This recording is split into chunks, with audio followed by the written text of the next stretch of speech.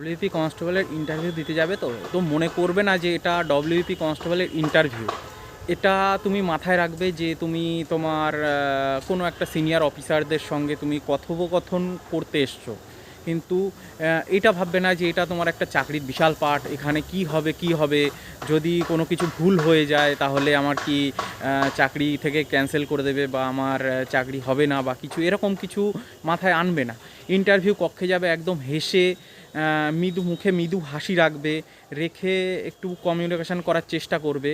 যেটা তোমাকে জিজ্ঞাসা করবে সেটাই সংক্ষেপে উত্তর দেওয়ার চেষ্টা করবে এবং মৃদু হেসে, মানে নার্ভাস যে আমি বিশাল চিন্তায় আছি, চাকরিটা আমার দরকার, আমার এটাই যদি আমি ফেল করে যাই তাহলে আমার লাইফ নষ্ট হয়ে যাবে, এরকম কিছু ভাবার দরকার নেই।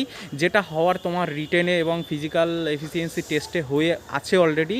এটা একটা তোমাকে যে পুলিশে নেবে, তোমাকে তোমার বডি ল্যাঙ্গুয়েজটা কেমন, তুমি স্থির থাকতে পারো কি না, বা তুমি সিচুয়েশান যদি তোমাকে চারিদিক থেকে কোশ্চেন করা হয় তুমি কেমন ভাবে হ্যান্ডেল করতে পারো, এইগুলোই চেক করা হয়। ঠিক আছে, এবার তুমি যদি এখানে মানসিক দিক থেকে শান্ত থাকো বা যদি ভেবে চিনতে যদি উত্তর দাও, কোনো রকম নার্ভাস না হয়ে, কোনো রকম বডি ল্যাঙ্গুয়েজ খারাপ না করে, তাহলে তোমার নাম্বার অনেকটাই বাড়বে। এটা একদম মানে অনেকটাই বাড়বে, এটা আমি বলতে পারবো।